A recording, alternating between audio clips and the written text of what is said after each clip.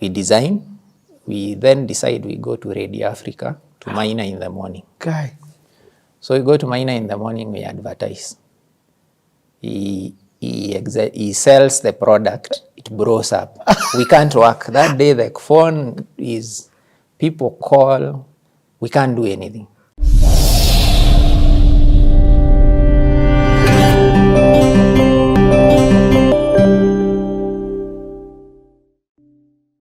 With Ken, video 7. Gems on gems. I'm loving this conversation. I hope you are too. The conversation continues. This is a very rich class in session stroke the playhouse. I've even called it a class in session, but it's really the playhouse where we get to hear the life journey of the leader who is seated here. And today we have none other than Ken Mbae.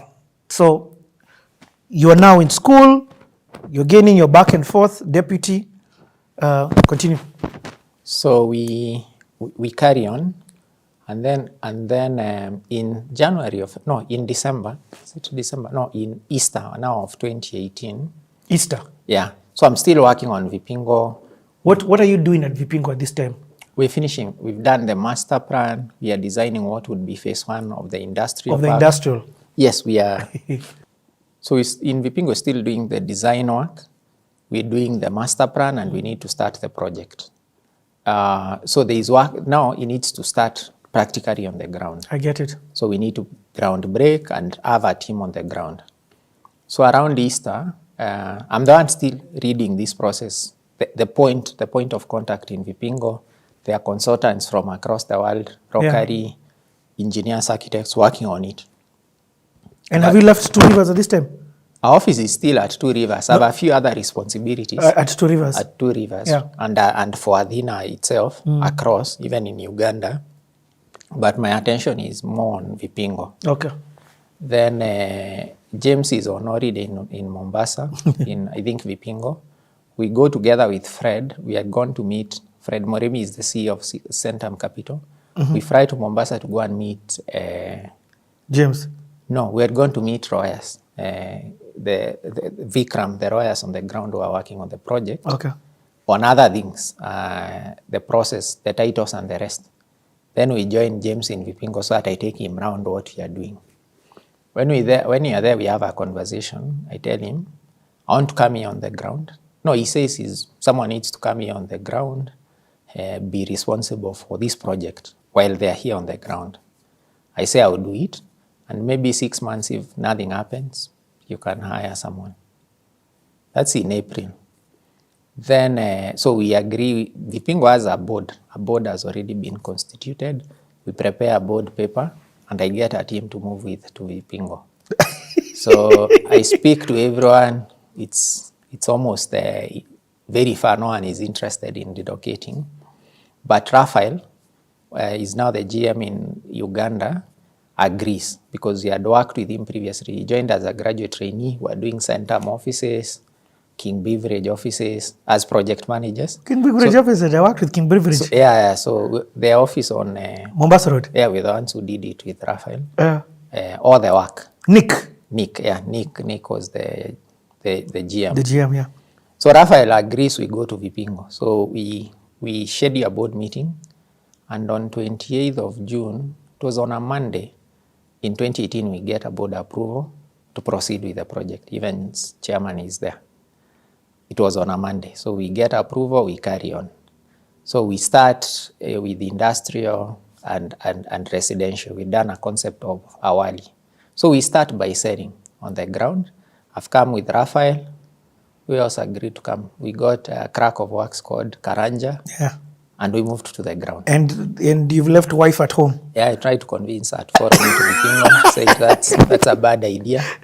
So I went. So we're on the ground, and I told Raphael, this job, we might be jobless in a few months. There are no guarantees here. We will not incubate failure for a while. Yeah. So then he said, he said, what's the worst that can happen? So we agreed it's failing. And we know about it. So we said that was the end of discussing failure. We'll do what is possible. So we start selling awali. We advertise, we meet agents. You call it awani? Awali Awali. Estate. The nice mansionettes and villas Oh, yes. that are there. Uh-huh. It's on a size of plantation. Even me, I didn't know where it was. We are selling off brand. So we advertise on the papers. We speak to some agents in Mombasa. On a Sunday, because I was staying there at the Ridge, I get my first customer. His name is Dennis Muro. He came to buy. So I take him through the master plan, the price, and we select house number 6. So he's asking me where house number 6 is. I show him where the house number 6 is. It's right at the entrance of Vipingo Ridge. He's happy about it. And he pays a deposit, Wow. 10%. So I get 2 checks because it was on a Sunday of 800 and 500, 1.3 million. So we had been given approval on Monday, 28th May. I think it was Monday, 28th May. And then we got our first sale somewhere mid-June.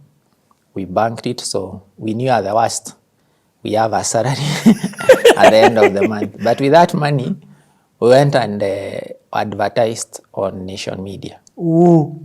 So we put an advert on Daily You Nation. guys are running this thing. Now we are running this thing, me and Raphael.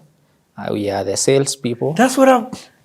Actually, let me go back. We opened the postal address, 117 80117 Vipingo. Yeah. That we are the ones who opened. We bought we bought a Safaricom line, 0740 400 215. We diverted it. That was the office line. We diverted it. It calls twice. When there's a call, it's diverted to Raphael. He rings twice. If he doesn't pick, it's forwarded to me. And we are not to miss those calls. Then we bought, for us to be credible, we bought a telecom line, 020 4400 215. Then we had thought of doing cabin offices. We go buy prefabricated containers, we put them there. But I met the chairman of Vipingo Ridge there, and we negotiated the office space inside Vipingo Ridge. No way. On first floor of the conference center. So we had a credible address. So we wrote our business cards and our office. It's a first floor of Vipingo Ridge Conference Center. So now we are... But Vipingo Ridge is not at Vipingo, is It's it? in Vipingo Ridge, the golf course. Oh, it's a golf course. It's inside there. But that time, no, before, at this time, I thought you told me it's just Sisal.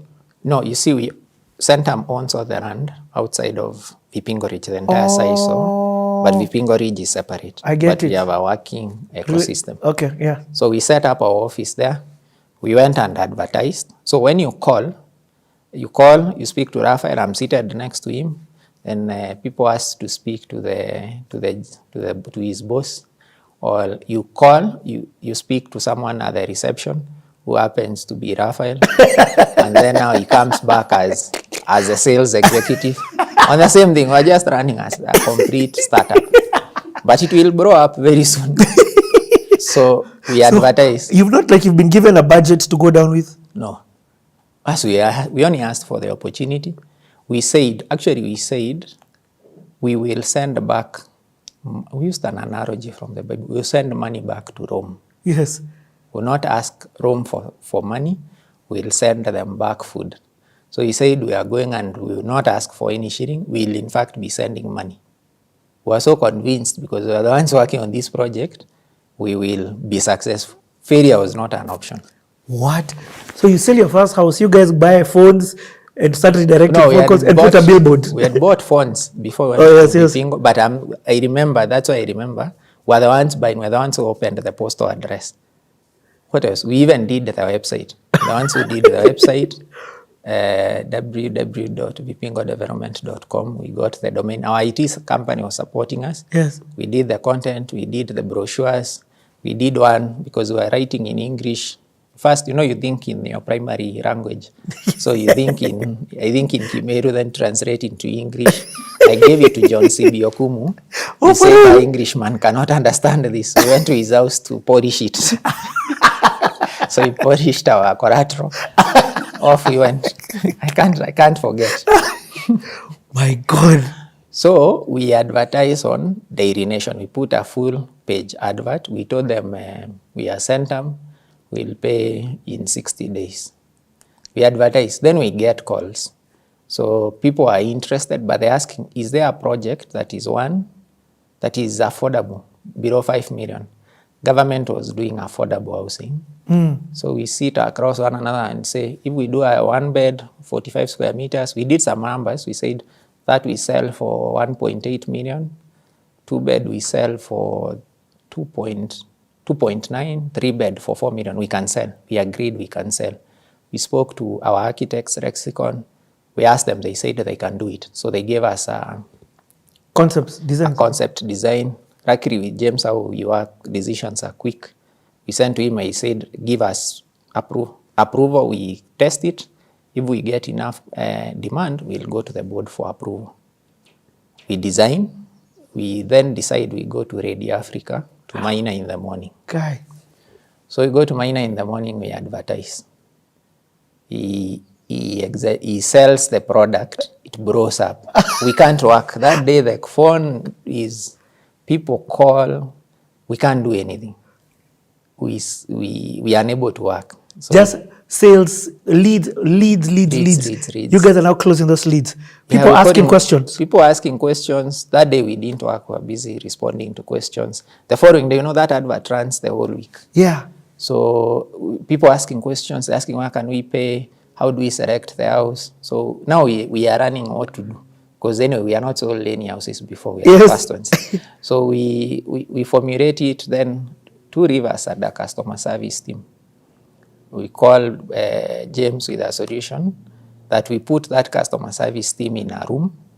They call all these customers, they pre-qualify them, and then they give us the ones we need to convert. Oh, nice. Now we have a back-end team to support us. So the ones who did well, we absorbed them as part of sales. Then now we continue. Oh, because I like what you're saying. Yeah. Because everybody's calling that line. Yes. People who want to be the contractors. Yes. People who are just finding out. Yes. Conmen. Everybody and everyone is calling. But out of that exercise, hourly we sell. There were 74 units. We sell like 30. People pay 10%. Including deposit. Yeah. We sell 220 apartments. What? Yes. We sell 220, we open another block, we sell 330. We say we need to do construction first. Then the demand is high, we increase, we sell 440. What? Yes. Then we started, now the company is awash with, I remember we were monitoring, okay. We didn't have a shilling, so we had 1 million. We would celebrate when it gets to 10. Yes. When it gets to 100. And gets to a B, we used to celebrate. The finance guy would say, okay, today we've hit. Yes. We've hit this number. That's one component of the study. That's how we set up the sales, and we validated the project. that there is demand for housing. Then now we've advanced with designs and construction began. But when we were talking about industrial, yes, we met many people. They asked us, manufacturing, the key component is water. Where can you get water from? So we did research. We came back with, we do boreholes. James asked, said, no, you can't do boreholes. There won't be enough. So we said we have a body of water there, and there is desalination. So we went across the world looking for desalination plants. We went everywhere. Dubai. Went to almost everywhere, even California. For real? Yes. Then we ended up in Dubai. We got Metito. We are one of the largest desalination providers. And we signed a contract to buy the desalination plant. It was quite an amount. Of course. And we didn't have the money. We signed. And the plant began. Now it's operational. It's been operating for 4 years. No way. Yes. It's the largest south of Cairo. There isn't any other plant like that. Produces 3 million liters of water. No way. Yeah.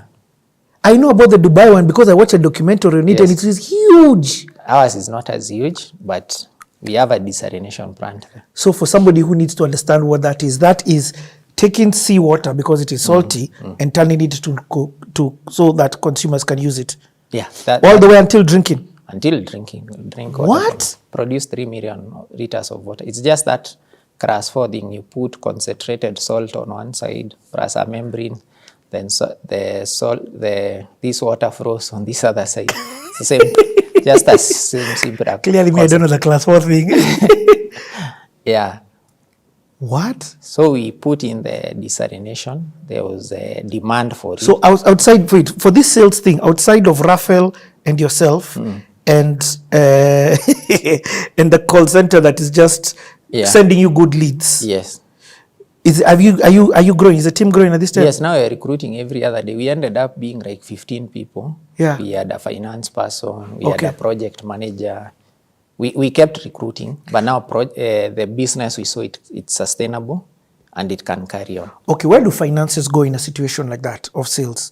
Do you create your own accounts or they go directly to the Centum account? No, they go to the project account. You can't even use them. Yes. Yeah. So like an escrow in a sense? Yeah, they go in an escrow account. Okay. Yes. So we got financing, the project started, but that's how it started. Then we said we needed, okay, let me finish the industry. So we speak to various industries. Some are interested. Then they ask this question about residential, which we answer that we have residential coming up. Then people ask us about shopping. So we brought a mall and we got an investor.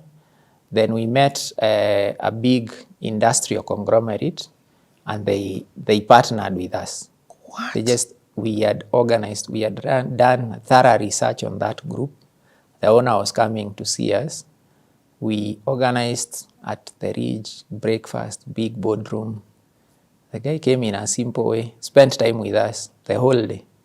And he came in he got sizable chunk of land.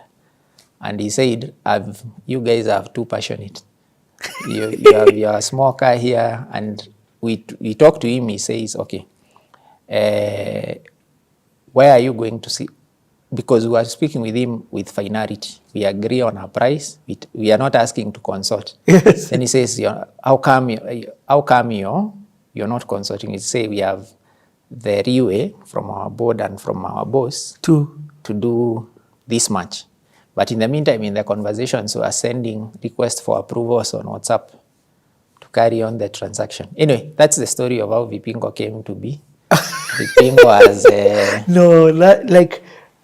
okay, let me say this. Yes. A lot of bureaucracy prevents decisions. It prevents movement of projects because of the approval process and the length that it takes. Yeah. Hence why a lot of companies are moving to the agile system of operation. Yeah. Safcom being one of them. You guys, the DNA of you, it's like this is one. Yeah. It's a flat system, as you said. It's flat, completely flat. We can interact with anyone. So that carries on. We build 440 plus. So now you're there also during construction? I'm there, I'm based there full time. This is now you become literally the MD of this project? Yes, I was the GM, then I was confirmed as the MD. And I'm also going back in school. So my program is running still. Okay. I will graduate in July. But in between, we come up with an idea that there is diaspora. So to make use of our travel, we go to the US and also sell. So we would check conferences where Kenyans are meeting in diaspora. We go there. If people express interest, the time difference is there. I get the inquiry. I send to Raphael. He prints the offer. He prepares the rate of offer from the CRM. You fly? Me, I'm there. Oh, yes. I'm in the US maybe. But the US is a continent. Basically, the US is huge. Yes, so I'm in Houston or Boston or Atlanta, just that part of the world, trying to create the diaspora market. The guy is here. So let's say it's 10 a.m. in the morning. There, let's say it's midnight here or 2 a.m. There it will be maybe 6 or 7. Yes. So you'll have to wake up, do a rate of offer, send to me. I get it signed to the other side and people pay. So we created a huge market on that side. And how did you penetrate? Okay, don't leave that. Forget even just, I've worked for a real estate company. So whose core audience was the Kenyan diaspora? How did you create trust with them? Because one of the things about the diaspora is they've been conned a lot. There's promises made that have not been fulfilled. So what was it that you were doing that was enabling them to get trust? Or was it the reputation of the company that you worked with? First, the brand, the reputation of Centum. Aha. To now, when they have these events, Kenya, the events Yes. that the communities do. You go there and exhibit. You sponsor, you make a presentation, they Okay. buy. So, But you were Centum there. You were just... yes, Yes. yes. But So- the boldness to just say we can go and do it, I like it. it was inspirational from the team members. So we kept exploring and we sent others to other parts of the world. So Wow. we kept expanding. And that's how Vipingo really So in became a household name. Vipingo, the current project had how many apartments? Because there's apartments, there's the villas. Yeah. If I'm not wrong, eh? Yes. There's the villas, there's apartments. The villas are the ones next to the... As you get to the ridge, yeah. So the ridge was already owned by somebody else. Yeah, ridge. And the golf course. That's someone else. Oh. Yeah. So the rest was built by Centums in terms of the residentials. Yeah, we built it. Wow. So we had done a feasibility study that said for apartments just do 21 per year, there isn't deep demand. For the villas do just 11, there isn't deep demand. So when we were starting, we were focused on the industrial component and this was not deep. In the first phase, we did 74 villas and 440 apartments.